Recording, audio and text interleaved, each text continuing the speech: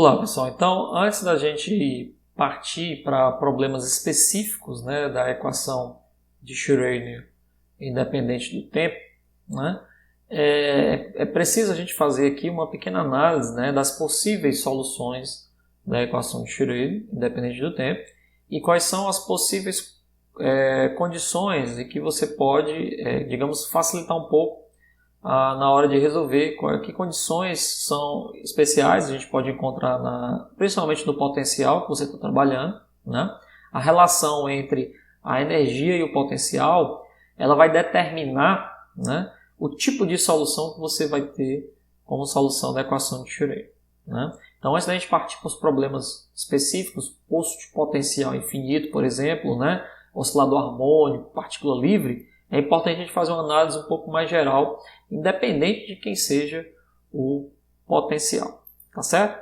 Então, em geral, as soluções da equação de Schrödinger independente do tempo, né, elas são, digamos, não únicas, né? Elas, em geral, elas têm várias soluções. Então, em geral, as soluções da equação, que é a nossa equação de Schrödinger,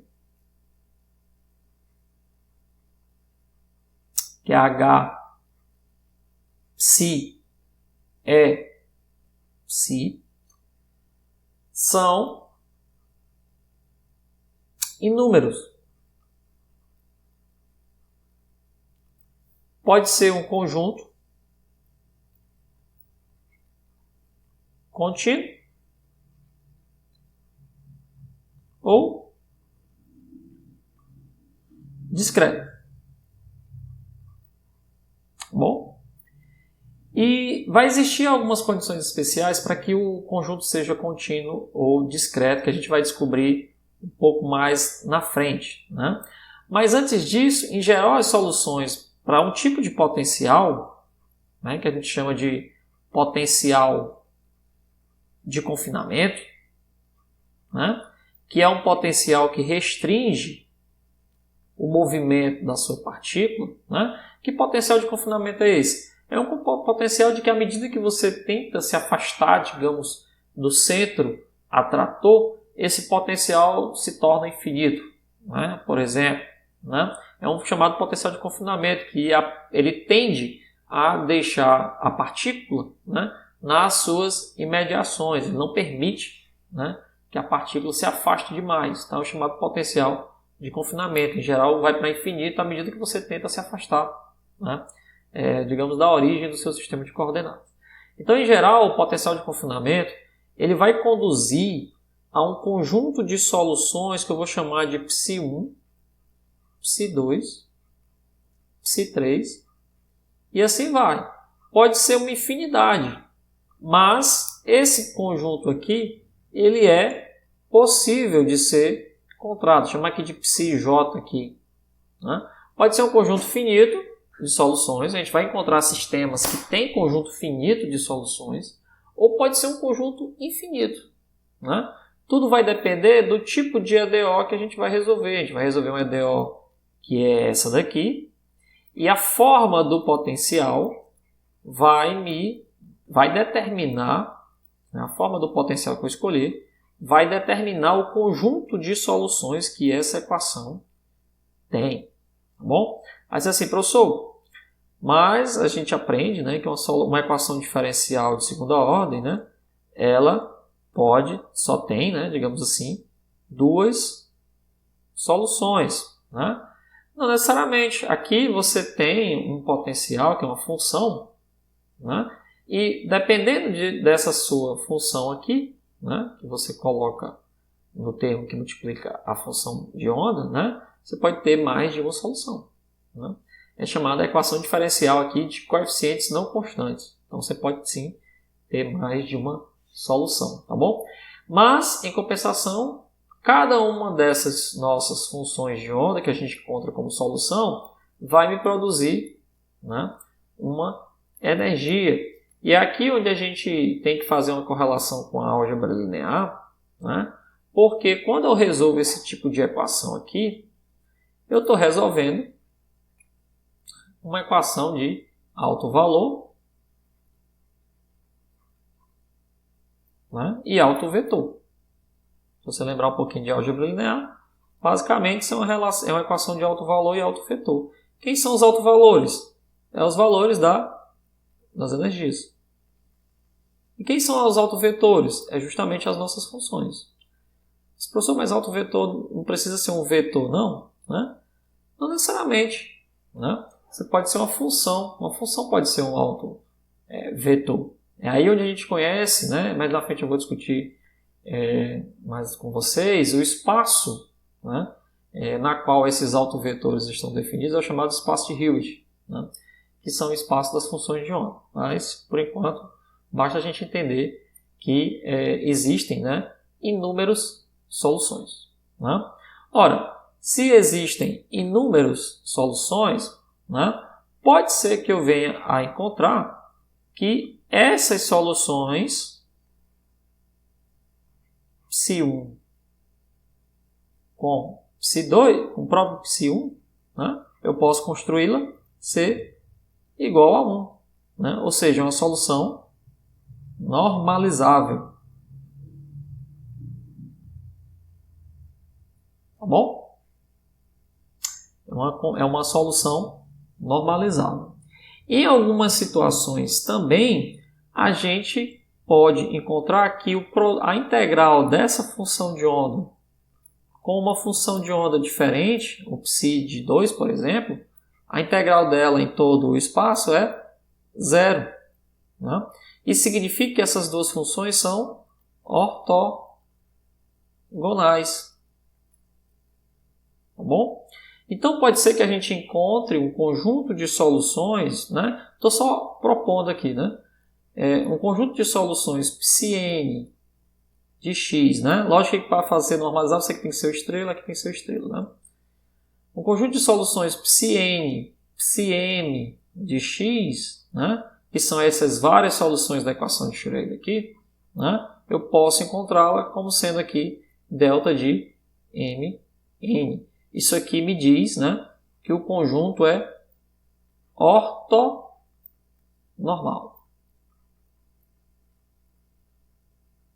Quando a integral de uma das soluções, complexo conjugado, com a outra função complexa, sem ser complexa, me dá a delta de Dirac, né? Ou seja, se n igual a m, né, que é o mesmo estado quântico, mesmo estado, consequentemente tem mesma energia, né? Se é só um único estado estacionário aqui, o delta de mn é 1. Significa dizer que essa função aqui ela é normalizável. Né? Se n diferente de m, né? Ou seja, diferentes estados, né? Diferentes energias, como eu já até discuti na aula passada, o delta de mn é 0. Né? Esse professor sempre vai ser assim? Não necessariamente. A gente pode encontrar soluções que não são necessariamente ortogonais entre si. Mas existe, mais à frente eu vou trabalhar com vocês, existe um procedimento que faz com que um conjunto de solução não ortogonal passe a ser ortogonal desde que você pegue aí as combinações lineares corretas entre elas. Né? Isso não é tão impossível assim de ser encontrado. Né? Como a gente encontra várias soluções para isso daí, eu tenho que a minha solução geral, né, a função de onda total, agora depende, né, de cada uma dessas funções. Então você tem essa solução aqui, e elevado a menos i é 1 de t sobre h cortado. Né? Você tem a outra solução, psi de x de 2, psi2 de x, elevado a menos i é 2 de t, né? E assim sucessivamente até o fim do conjunto. Né? Digamos que o conjunto uma hora termine. Né? Pode ser que termine? Pode ser que não termine também, esse conjunto seja infinito. Né? Professor, infinitas energias? Pode sim. Né? Infinitas energias não significa que a energia é infinita. Né? Significa que as possibilidades de você ter estados estacionários com energia bem definida, né, elas são infinitas. Né? Você tem infinitas possibilidades de você ter um valor de energia. Né? Em outras palavras, qualquer valor de energia é possível? Não, mas pode ser que tenha infinitas possibilidades de energia. Né? Para ficar claro, a gente entender isso daí, é preciso a gente saber que energias são essas. Então você pode vir a encontrar valores de energia, por exemplo, E1, né? Que é bem diferente do valor de energia E2, que é bem diferente do valor de energia E3. Só que pode ter uma situação, e a gente tem esse tipo de situação, onde as energias são tão próximas umas das outras, né? Tão próximas umas das outras, que passa, né, a ideia de que o espectro de energia é contínuo. E, na verdade, você pode sim ter ainda, por algumas soluções, e o átomo de hidrogênio ele é assim, né, infinitas. Você pode ter infinitas possibilidades de energia nesse intervalo, até chegar num limite aqui superior. Né? Você pode ter o que a gente conhece como espectro de energia discreto, né? Ou você pode ter um espectro aqui contínuo. Não tem problema nenhum. Né? Vai depender de qual solução você tem para aquela equação diferencial. Né? Mas o importante é que aqui é onde está o cerne da questão. O importante é que a energia aqui, né, passa a ser quantizada. Bom, a energia passa a ser quantizada. Tudo bem? Então, por quê? Porque aí você tem agora a distinção clara entre essa energia e essa outra aqui, entre essa outra. Lógico que pode ter um momento aqui que a energia não é mais possível de ser diferenciada. Então você não tem mais a quantização da energia, você tem aí um espectro. Né? Mas pode ter em algumas outras situações onde essas energias são bem distintas e aí você tem energia quantizada. Mas o que eu quero dizer aqui é que isso daqui pode ir para infinito sem problema nenhum. Pode ter uma quantidade de soluções aí indo para infinito. Tá bom? Nessa situação, todas as soluções são possíveis. Então a solução geral para isso daí, certo? Vai ser o quê? Vai ser um psi de x de t geral, que é a soma, que essa soma pode ir até infinito sem problema nenhum, mas eu vou deixar em aberto aqui. Cn psi n de x de t, ou seja, é uma somatória Cn psi n de x elevado a i n de t sobre h cortada. Né? Ou seja, a minha solução geral agora é uma combinação linear de todas essas aí. E por que é uma combinação linear? Porque você deve sempre, na mecânica quântica, levar em consideração de que todas as possibilidades elas podem acontecer. Né? Quem vai determinar se uma possibilidade ela é maior ou menor de acontecer, né? É justamente esse coeficiente aqui. Esse rapaz aqui. Então, é ele quem vai fazer, digamos, a distinção entre algo ser mais provável e algo ser menos provável. Tudo bem? Então, se a gente conhecer, né, o V de x, tá bom? Consequentemente, a gente conhece quem é as possíveis soluções e, obviamente, as possíveis energias, né? E, consequentemente, você sabe calcular quem é a solução geral. Né? Detalhe, em tempos posteriores. Então, uma vez que você conhece esse rapaz aqui e conhece esse rapaz aqui, é possível saber quem é a solução em tempos posteriores. Para que isso daqui seja possível, né? Obviamente eu preciso saber quem é esse coeficiente. Aí você pergunta, professor, quem é esse coeficiente? Como é que eu posso encontrar esse coeficiente aqui? Ele é muito simples. Ó.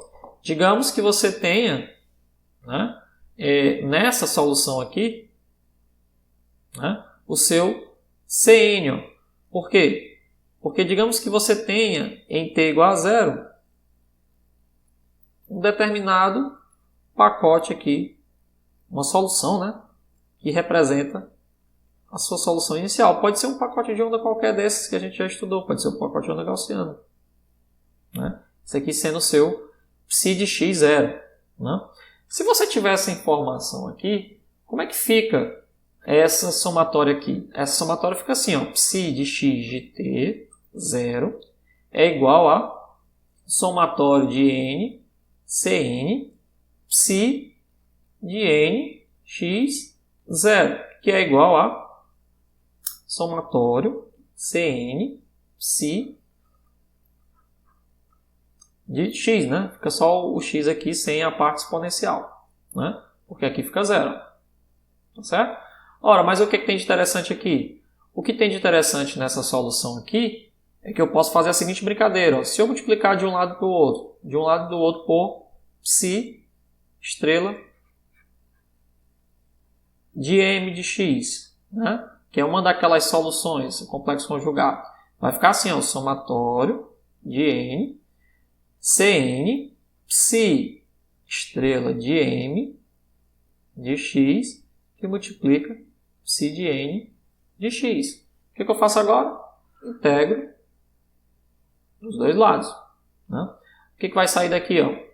Do lado de cá vai ficar integral de psi estrela de m de x, psi total em t igual a 0. E do lado direito, ó, isso aqui vai ficar o nosso quê? O nosso delta. Concorda? Vai ficar o nosso delta de m, n. Tá bom? Então, vai ficar um somatório n, cn, delta de m, n. Ora, esse somatório aqui só vai ser diferente de 0 quando m for igual a n. Então, consequência disso é que Cm é igual a integral de psi estrela de x, psi de x0 dx. Eu esqueci de colocar aqui a diferencial de um lado, diferencial do outro, né? Para não perder o rigor. Né? Então, esse Cm aqui eu consigo identificar desde que eu saiba, né? Obviamente, o seu pacote de onda inicial. Né? Então, uma vez que você conhece esse rapaz aqui, você conhece o Cn, consequentemente você resolve agora, né, a sua função de onda aqui em tempos posteriores. Tudo bem? Tudo bem? O que a gente pode tirar mais aqui? Outra coisa interessante, aqui é uma coisa que eu já discuti até na aula passada, né? O que acontece com a densidade de probabilidade? Nesses casos aí onde você tem uma combinação linear. Né? A densidade de probabilidade ele é o psi estrela de x de t com o psi de x de t. Tudo bem? Nessa situação aqui eu vou ter dois somatórios. Então, eu vou ter uma somatória em m aqui que eu vou chamar de Cm estrela, que pode ser inclusive complexo, ó. É um número complexo. Né? A função de onda psi estrela de x é elevado a i m t sobre h cortado. E aí multiplica com o termo agora aqui, que eu vou dizer que é n.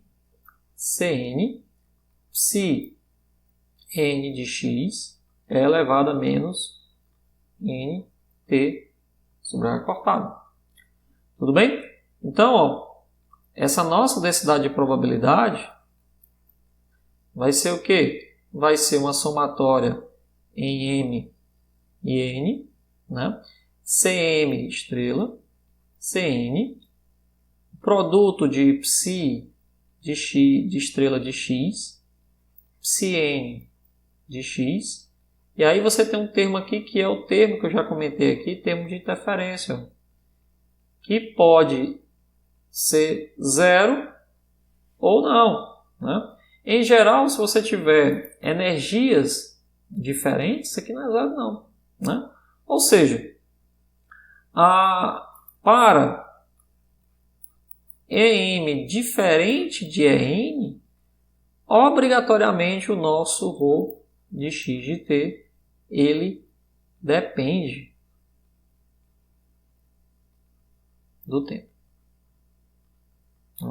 Então, por mais que você resolva a equação de Schrödinger, considerando que o potencial é independente do tempo, né? Se a sua solução geral for uma combinação linear desses estados aqui, né?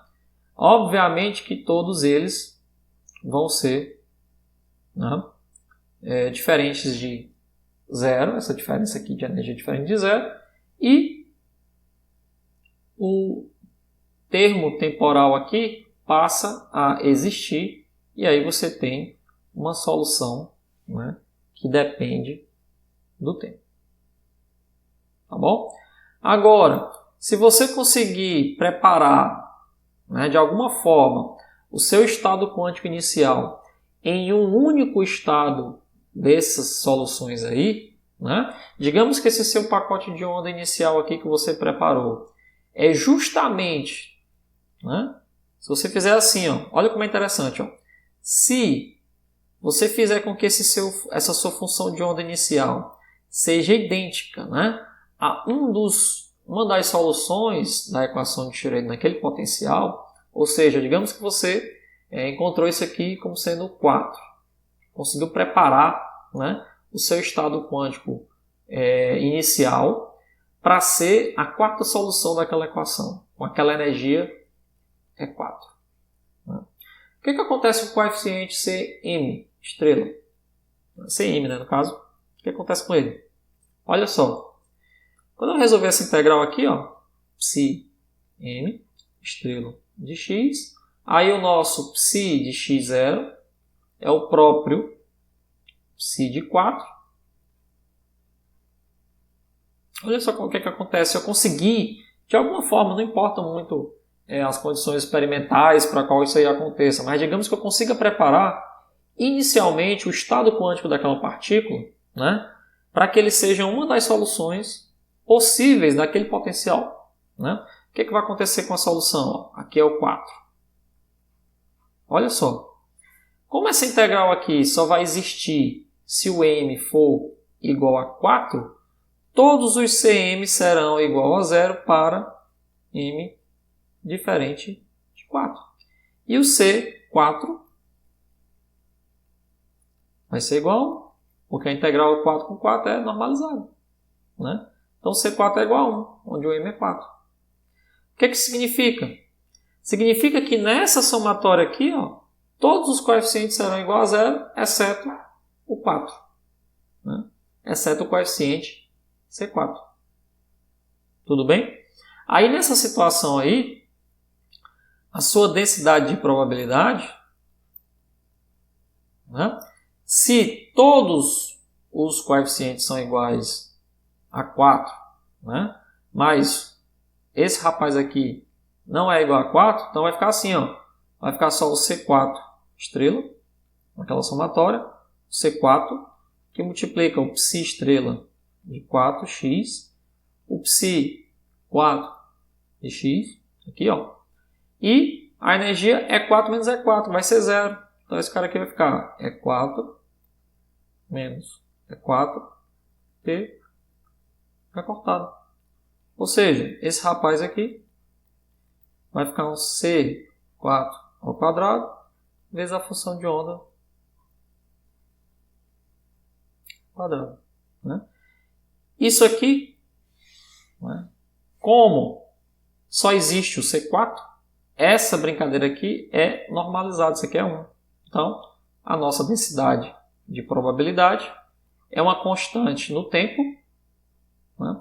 E é a densidade de probabilidade relacionada à função de onda psi de 4, que é a nossa função de onda inicial.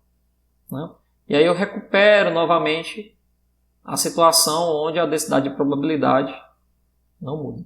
Né? Então, se eu conseguir trabalhar, se eu conseguir preparar inicialmente o meu sistema quântico em um dos autoestados, né, daquele hamiltoniano, daquele potencial, eu consigo mostrar que a densidade de probabilidade é uma constante no tempo.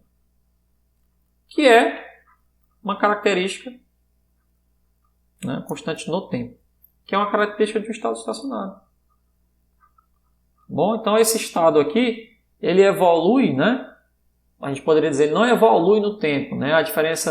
A função de onda ela muda com o tempo, ela tem uma fase, né? Tá aqui, ó. Essa fase ela tá aqui. Só que a sua densidade de probabilidade ela é uma constante. Tá bom? Pode parecer meio estranho assim, mas funciona assim a mecânica quântica. A função de onda ela tem uma dependência temporal, mas a sua densidade de probabilidade ela não depende do tempo. Tá bom? Não depende do tempo. Tem outras coisas interessantes sobre ainda a nossa equação de Schrödinger independente do tempo, que é uma situação, vou até dividir aqui um pouquinho o assunto, né? Que é uma situação, imagine que o potencial seja simétrico em relação à origem, né? Se eu tiver com um potencial simétrico, o que vai acontecer com a minha equação de Schrödinger? O que é um potencial simétrico? Então, digamos que o seu potencial está aqui, o V de x, tá bom? Em relação ao x, digamos que ele seja um potencial assim, como se fosse uma parábola, que é o caso do oscilador harmônico, né, por exemplo. Mas não precisa ser assim. Digamos que o seu potencial ele é um potencial assim, né? Como é o caso do potencial, né, do tipo hidrogênio. Né? Ele é um potencial que é negativo. Né? O elétron tende a cair, digamos, dentro do núcleo. Né? Então aqui é o potencial do oscilador harmônico, só para um exemplo. Né? Digamos que você tem um potencial assim. Né? O que caracteriza o potencial ser simétrico, ou pode ser outro potencial, como a gente vai estudar, potencial de poço. Né? Por exemplo, uma coisa assim. Né? Desde que seja simétrico. E o que eu quero dizer que é simétrico? Né? O que eu quero dizer com isso? Né? É que V de x é igual a V de menos x. Né? É o que a gente conhece como paridade. Né? A função é par. Qual é a conclusão sobre isso daí? Ora, a equação de Schrödinger independente do tempo ela é assim, ó. EH cortado, 2m, derivada segunda de psi de x, né, igual a v de x, psi é psi de x. Tá bom? Aí o que eu quero dizer? Né? O que vai acontecer com as funções de onda? Qual é a característica principal das funções de onda com um potencial simétrico desse tipo? Né? Perceba que se psi de x for uma função par, né? Que é a função par, o que vai acontecer com a minha equação de Schrödinger? Será que uma função de onda par é solução da equação de Schrödinger? Né? Quando eu fizer essa troca aqui, permite a troca na equação de Schrödinger? Né? Vamos ver, ó, quanto é que vale a derivada primeira da minha função par. Derivada primeira, d dx, né? Vai ser a derivada em relação a essa variável aqui. Né? Então, ó, como aqui está dependendo de menos x, tá bom? Eu posso dizer o seguinte, que a derivada primeira de uma função par vai ser a derivada da função par, vou botar aqui e chamar menos x, né? De u, só para facilitar, du, tá bom? Du dx. Então a derivada aqui dessa função par em relação a x, né? Vai ser igual à derivada da função em relação a u, du dx, que é menos 1. Então, a derivada ela troca um sinal. Tá certo? E a derivada segunda? A derivada segunda dessa minha função par, né, vai ser du dψ pá dx, tá certo? du dx de novo. Consequentemente, ó, quem é o dψ pá dx? Está aqui, ó, é menos ddu. Né? Então vai ficar menos 1 derivada segunda da função π em relação a u, 2. Só que o du dx também é menos 1. Ou seja, a derivada segunda ela recupera, né, a paridade da função π. Né? E daí? E daí que quando eu substituo agora na minha equação de Schrödinger, tem o seguinte, ó, a derivada segunda de uma função que é π em relação a x. Então aqui a gente tem menos h cortado sobre 2m, né? Mais o potencial, mais a minha função π, né? Igual a E da função π. Tá certo? Consequentemente, ó, como eu troquei aqui o sinal da equação, ó, aqui eu troquei o sinal, mas só que a função é π. Como o potencial ele é simétrico, eu recupero novamente a própria equação de Schrödinger. Então, isso aqui vai ficar 2m, né? d π u, porque a derivada segunda ela é invariante. O meu potencial, que eu posso dizer que é u, vezes a função π em função de u. Isso aqui é π. Ou seja, a solução, uma das soluções é a solução π. Tá bom? Será que a solução ímpar também é solução? Então vamos ver aqui de novo. Ó. Vamos pegar uma solução ímpar. O que é uma solução ímpar? A solução ímpar é quando o psi de x é igual a menos psi de menos x. Se você fizer essa brincadeira aqui, você vai mostrar de novo, por exemplo, né, que a derivada primeira dela, né, vamos chamar aqui de menos x, de novo, chamar de u. Né? Então, quem vai ser a derivada aqui em relação a x ímpar, né? dx. Né? Vai ser o quê? Menos a derivada de psi ímpar em relação a u, du dx. Né? A derivada aqui de u em relação a x, então isso aqui é uma função ímpar. Né? Vai ser positivo. Então, a derivada aqui, d ímpar. Então, para a função ímpar não tem um problema. Eu ganho, eu não mexo na paridade dela. Né? Isso aqui em relação a u, desculpa. Né? E a derivada segunda? A derivada segunda da solução ímpar, né? Eu vou ter novamente aqui a derivada em relação aqui x2, né? Eu vou ter novamente a derivada em relação a x de d ímpar, né? dx, tá bom? Que multiplica, aqui é du, né? Vou transformar aqui em dx, então vai ser assim, du, vamos lá, du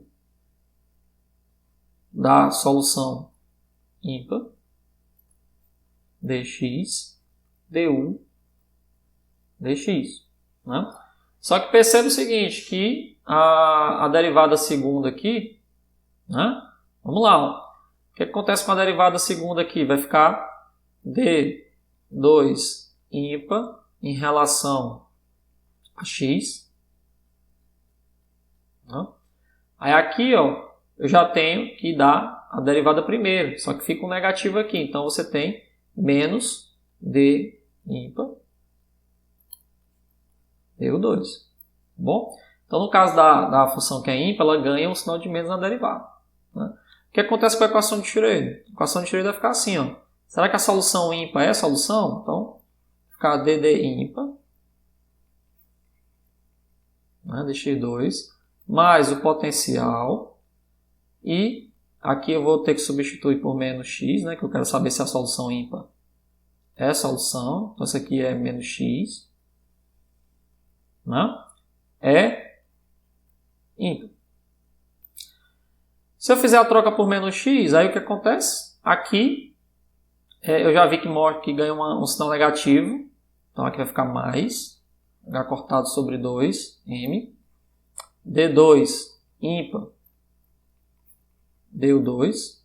Né? Aqui ó, o potencial é simétrico, então fica V de x. Só que a função ímpar, quando eu troco por menos x aqui e aqui também, ó, né? Vai ganhar um sinal negativo. Concorda? Então aqui vai ficar negativo. Então vai ficar ímpar positivo.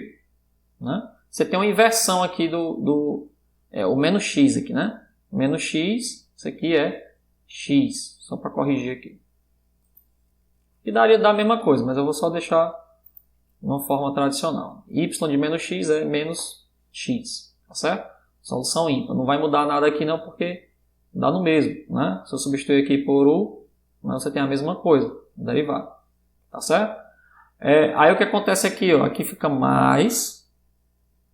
Aqui fica menos. Tá bom? E aqui fica quanto? Ó? Essa solução aqui é menos, é 5. Tá bom? Aí se eu multiplicar todo mundo por menos 1, o que eu ganho de volta? Ó? Menos H cortado sobre 2, M. D2 psi ímpar du, que é a derivada, simplesmente a derivada, mais o potencial, porque o potencial é simétrico, aqui não muda. Né? Se ele não fosse simétrico, aí eu teria um problema. Né? Se ele fosse negativo, fosse uma função ímpar, por exemplo, aqui, ó, aí eu teria um problema, porque aí o sinal não ia mudar aqui. Né? A solução ímpar aqui, tá bom? Em função de U, pode ser. E aqui energia, função ímpar. Ou seja, a minha solução que é ímpar, ela também é a solução da equação de Schrödinger. Então, tanto o par como a solução que é ímpar, ela é a solução da equação de Schrödinger. Então, quando o potencial, a conclusão é quando o potencial ele é simétrico, obrigatoriamente você vai ter soluções pares,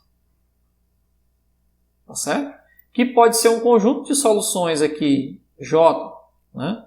Mais funções pares e funções ímpares, obrigatoriamente. Né? Só para mostrar que as soluções são simétricas. E o que seriam soluções simétricas nesse sentido? Seria uma coisa mais ou menos assim. Ó. Você tem um potencial aqui que é simétrico. Bom, aí a sua função de onda par, ela seria algo assim, simétrica. Tá bom? Nessa mesma situação aqui, com o seu potencial simétrico, né? Você teria uma solução que é ímpar. Então, o que é uma solução ímpar aqui? Ó? Solução ímpar seria assim. Ó. Bom, aqui a função é ímpar. Né? Perceba que aqui, se você fizer a troca de menos x para x, ela permanece inalterada. É o que caracteriza a função ímpar. Nesse caso aqui, a troca de menos x conduz a menos psi de x, que é o que caracteriza uma função par. Desculpa, ímpar. Né? Então, aqui a função par e aqui função ímpar. Só para mostrar para vocês que vocês vão ter esses dois tipos de soluções aqui. Né? Isso aqui vai ser muito claro quando a gente estiver resolvendo poço infinito, né? Que a gente simetrizar o poço infinito, tá bom? E principalmente o oscilador harmônico. O oscilador harmônico não tem jeito, a gente vai ter soluções pares, soluções ímpares. Né? Quando eu digo par ímpar em relação, não ao índice, em relação à simetria, né, do eixo, do potencial. Tá bom? Em relação à simetria. O que a gente pode tirar mais aqui? Aí tem uma coisa muito interessante, né, só para a gente concluir essa nossa discussão aqui. Né? Olha só, quando eu estou resolvendo a equação de Schrödinger, vou até dividir aqui o assunto. Né? Quando eu estou resolvendo a equação de Schrödinger, eu tenho um determinado potencial. Eu estou exagerando aqui agora, colocando ele bem geral. Né? Você pode se perguntar o que acontece quando as energias forem né, maiores do que o potencial. A energia aqui, ó, nessa situação, ela é maior do que o potencial. Vou pegar aqui uma energia, né, E2, que é maior do que o potencial. E o que acontece na situação quando a energia for menor do que o potencial? Então perceba que aqui a energia é 1, existe uma região aqui muito grande do potencial aqui, ó, em que o potencial, né, é maior do que a energia. Nessa situação aqui o potencial é maior do que a energia. Somente numa região muito pequena aqui, somente nessa região aqui muito pequena, é que o potencial é menor do que a energia. Né? Já para a energia E2, aí existe uma região muito grande aqui, ó, onde o potencial é menor do que a energia. Certo? Inclusive estende até o infinito. Só existe então essa aqui está tudo, né, ok para esse potencial. Aqui não tem problema nenhum. Vou até tirar aqui um pouco essa cor aqui para facilitar. Aqui para o potencial 2 não tem problema nenhum. Essa região toda aqui. Ó. Tá bom? Só que aqui não. Aqui eu tenho uma região, ó, em que o potencial nessa região é maior do que a energia 2. Né? Aqui é maior do que a energia 1. E ali é maior do que a energia 2. Né? Como é que a gente pode investigar isso daí olhando para a equação de Schrödinger? É uma situação muito importante que a gente vai se deparar. A equação de Schrödinger é assim: I menos h cortado sobre 2m, derivada segunda da função de onda, mais potencial vezes a função de onda, igual a energia vezes a função de onda. Se eu ajeitar isso aqui, vai ficar assim, ó, menos h cortado sobre 2m, derivada segunda, igual a energia menos potencial psi. Né? Ou seja, eu posso ajeitar isso aí e dizer o seguinte, que a derivada da função de onda é igual a 2m sobre h cortado, como aqui tem o sinal negativo, v de x menos E, vezes a função de onda. Vamos olhar para cá. A gente tem duas situações. Né?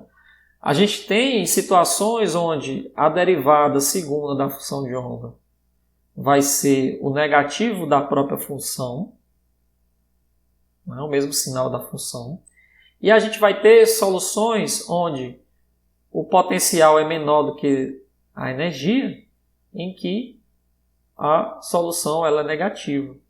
Isso é o que difere a mecânica quântica da mecânica clássica. Né? A mecânica clássica não permite que, né, classicamente falando, mecânica clássica, V de x jamais pode ser maior do que a energia. Não pode ter energia. Não existe solução para partícula na mecânica clássica quando o potencial é maior do que a energia. Né? Quando o potencial fica maior, né, do que a energia, é região proibida.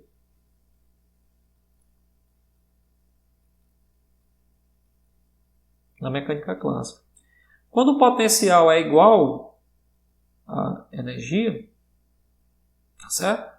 Aqui você tem o que a gente conhece como ponto de retorno. E quando o potencial é menor do que a energia total, né, aqui você tem a região permitida. O problema é que a equação que rege a mecânica quântica, tá bom? Ela permite que as soluções, né, matematicamente falando, não são proibidas. Não existe uma proibição nessa situação aqui. Por que classicamente a região aqui é proibida? Porque a energia cinética nessa situação aqui ficaria negativa. Tá certo? O que é proibido, classicamente falando. Aqui a energia cinética é zero. Tá ok. Né? É um ponto de retorno. E aqui a energia cinética é positiva. Existe movimento aqui. Tá bom? Região permitida. Só que na mecânica quântica essas coisas se invertem. Ou essas coisas são totalmente diferentes a interpretação. Na mecânica quântica, né, quando o potencial é maior do que a energia, né, a gente tem uma derivada segunda. A única coisa que a equação da mecânica quântica está te dizendo é que a derivada segunda, né, ela é um valor positivo, que eu vou chamar aqui de K2, vezes a função de onda. Né? Ou seja, a concavidade da função de onda tem o mesmo sinal da função de onda. Então, concavidade, né? Mesmo sinal de psi. Tá certo? Quando o potencial é menor do que a energia, né, aí a concavidade, que é a derivada segunda da função de onda, tá certo? Ela passa a ser, nessa situação, menos K psi. Né? Então aqui a concavidade tem sinal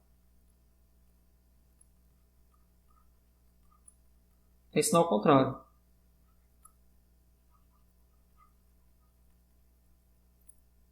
A psi. Né? E a última situação, que eu vou fazer aqui embaixo, é quando o V de x é igual a zero. Nessa situação, a derivada segunda é zero. E qual é a única coisa que impede? O que tem de especial nisso aqui? É que a concavidade é zero. Né? Na verdade, é uma mudança de concavidade da função.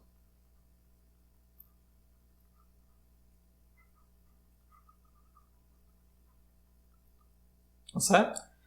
Vamos tentar analisar isso matematicamente falando.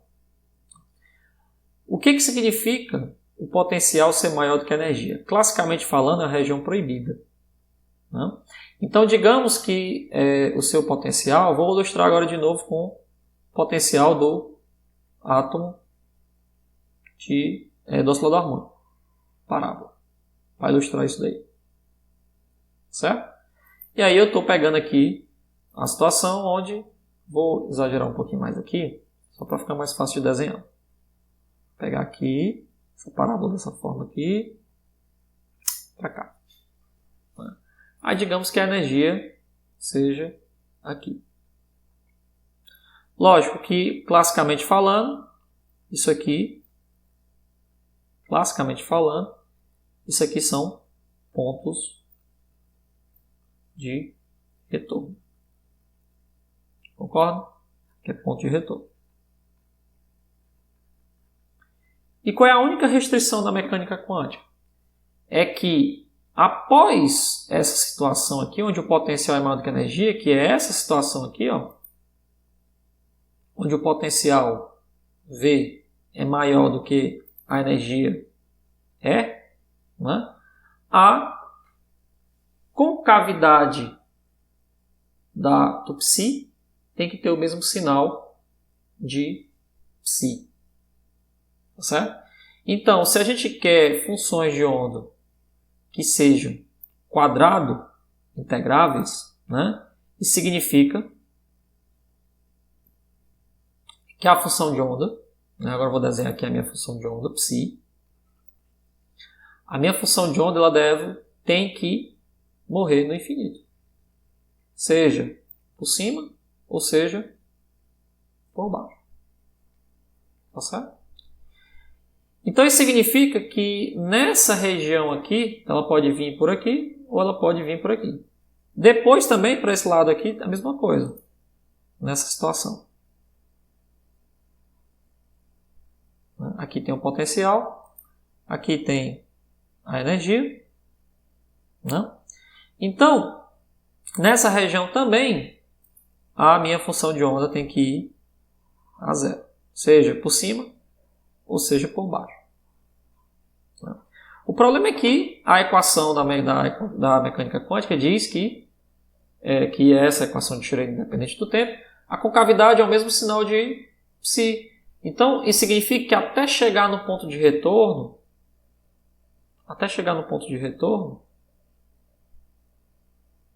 tá bom? Não há mudança de concavidade. Tá bom? Até chegar no ponto de retorno, a concavidade tem que ter o mesmo sinal da função de onda.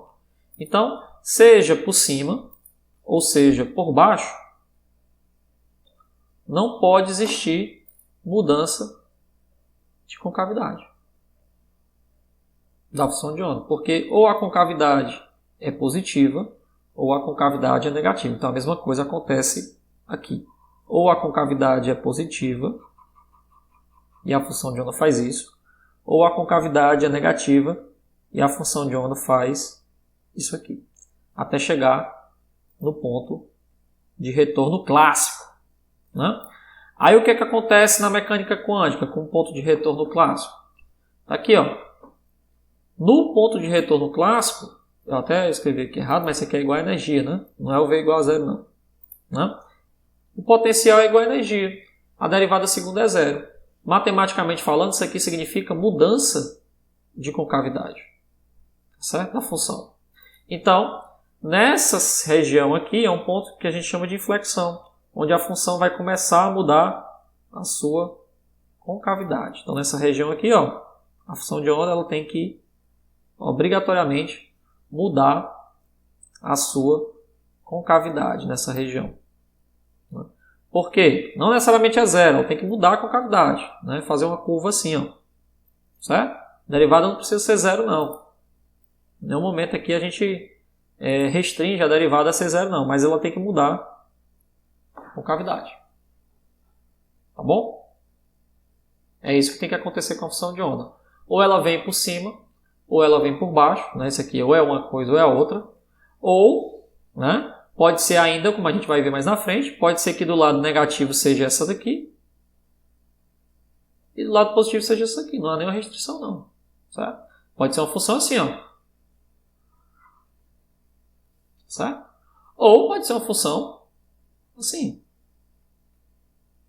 E as duas, a função de onda tanto de um lado como do outro vem por cima, né? Ou possa ser algo que continue assim também, né? Não importa, o que importa é que as soluções possíveis são desse tipo, né? E a gente vai ver que a solução para isso daqui, para essa equação diferencial aqui, né? Que é dessa mesma situação aqui, bom, é uma equação que é D2 psi de x2 menos k psi de x2, né?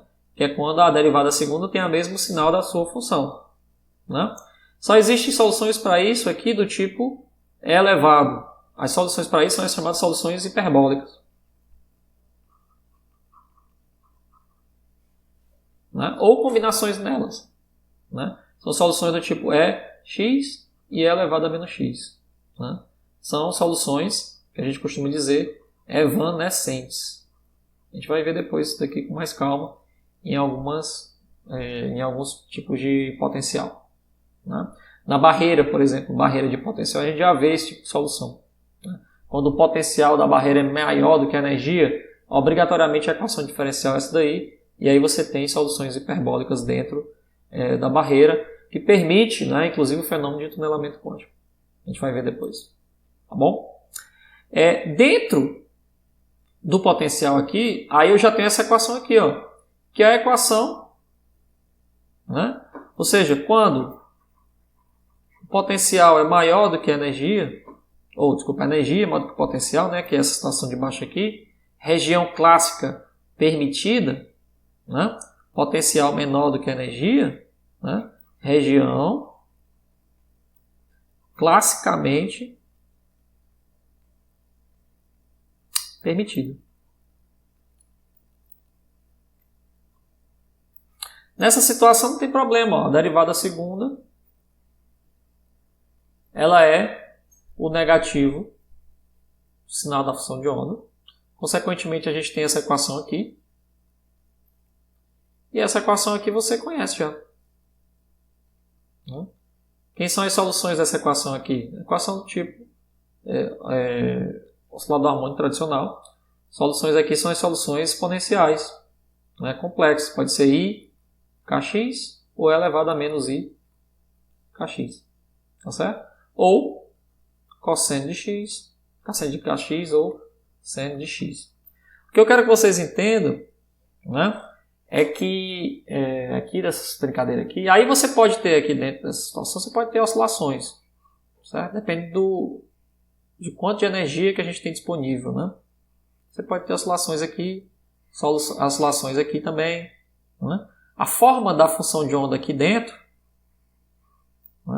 aí vai depender mais da diferença entre essa energia e esse potencial, vai depender do quão grande é essa distância aqui disponível, certo? A gente vai ver com calma em cada exemplo aí, poço infinito, poço delta, oscilador harmônico, como é que fica essa brincadeira aí. Mas de antemão eu quero que vocês entendam que a própria solução da equação de Schrödinger, ela permite a existência da função de onda